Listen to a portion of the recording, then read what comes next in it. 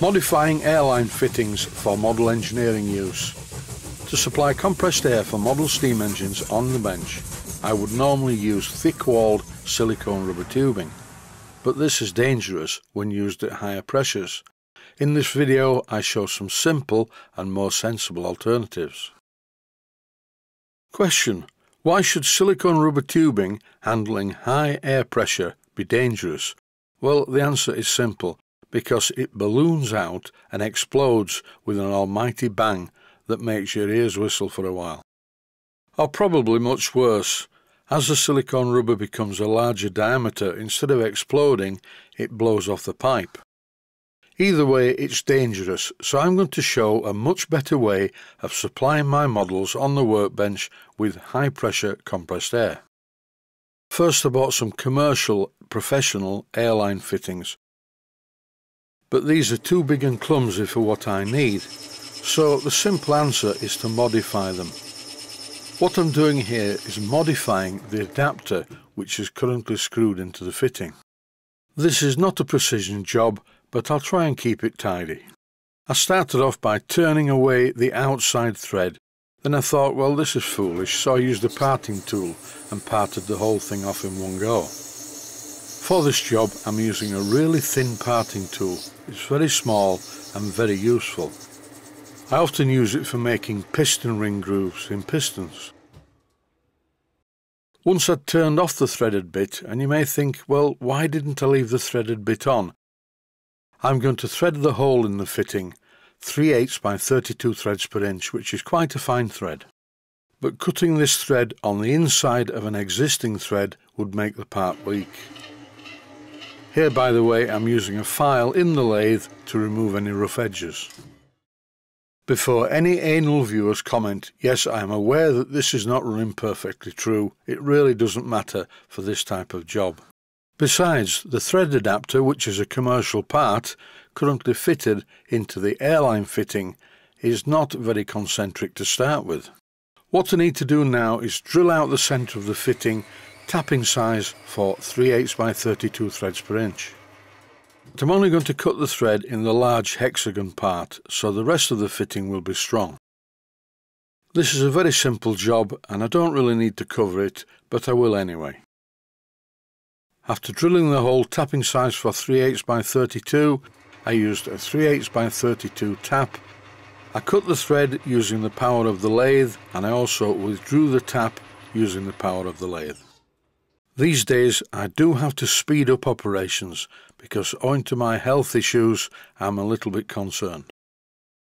After my recent transperineal biopsy of my prostate gland to examine the state of the cancer within the prostate gland, I was waiting for a phone call, but I didn't get one. I just got an appointment to see a surgeon in the hospital later on this month. And a Merry Christmas to you, NHS. Thanks for just keeping me dangling on the end of a rope. I have to say that our National Health Service, with regards to my cancer, has been diabolical. I've even had to go and see a private surgeon. Anyway, what I did yesterday was email the surgeon who actually did the transperineal biopsy and asked why I hadn't received the phone call and why did I have to wait until the 18th of December. He was very helpful and gave me the full rundown on what's wrong and potential solutions. Apparently, my prostate cancer is what's known as low grade, but is giving cause for concern. Believe me, it's causing me some concern. I am too young and beautiful to die just yet. Back to the job. Here is the thread in the adapter which is screwed into the airline fitting. I took the entire assembly out of the lathe, applied some Loctite 542 to the threads and screwed in a 3/8 by 32 threads per inch double union. I used a couple of Barco adjustable spanners to tighten the parts together. Please note, neither of the spanners damaged the hexagon. Here is the plan. I'm going to use union cone adapters. For instance, this one is for 5/32 of an inch diameter pipe, and the other one on the right hand side is for 3/16 of an inch diameter pipe. For the 5/16 of an inch thread adapter, I just threaded one end of the airline fitting 5/16 by 32. And now here you see the full set. Airline fittings with variations. The top one is just a piece of pipe onto which I can fit a piece of silicone rubber tubing. And the bottom commercial airline fitting is designed to take a thicker pipe. I've set up the thread adapters next to the two middle fittings. Now I need to make a thread adapter to fit into the triple expansion engine. It's only a 1/4 by 40 threads per inch inlet, but I want to use 5/32 of an inch diameter feed pipe. Once again, this is quite a routine, simple job. First of all, I put a piece of brass hexagon in the chuck and I turn it to 5/16 of an inch in diameter. Here I centre drill the end, followed by threading the outer diameter 1/4 by 40 threads per inch to match the engine. This threading was done by hand. Then using a 5/32 of an inch diameter twist drill, I drilled a hole 3/4 of an inch into the piece of brass. It's important when making unions not to drill all the way through, because when I turn the part round in the chuck it may be slightly inaccurate, and I want to make sure that the union cone fits into the centre drilled part perfectly. Once I've drilled a deep centre in the other end, the centre part of the centre drill will meet up with the hole in the middle. Now it's top tip time, and this is a good one.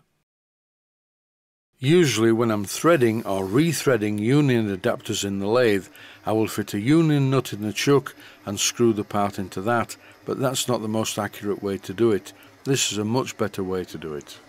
You've just seen me machine this piece of hexagon, and I didn't take it out of the chuck, so it's still accurately positioned. I drilled it all the way through, tapping size for 1/4 by 40. And once I'd threaded the hole part of the way down, it was a very simple job to screw in the part that I've just made that needs threading at the other end.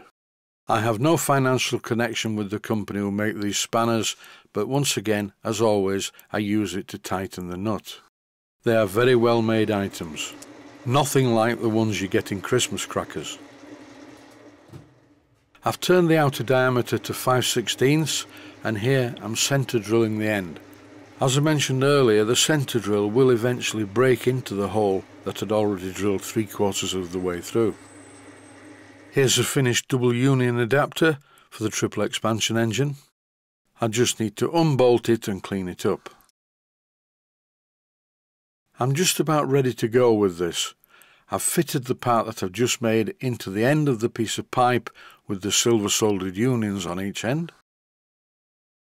I use some Loctite 542 to seal the threads between this adapter and the steam chest.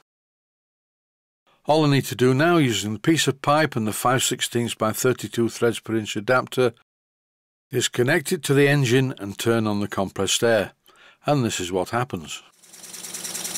This is a far safer way of connecting high pressure compressed air to a model steam engine. And that is it for this episode. I'd just like to say, as I always do, stay safe, stay healthy. Thanks for watching, and I hope you found it useful. Please take the time to visit my main Steam Models website and click on the section of the website that says Video Playlists. And by doing that, you can find other videos that you may like to watch. And by using the playlists, you can actually watch the videos back to back.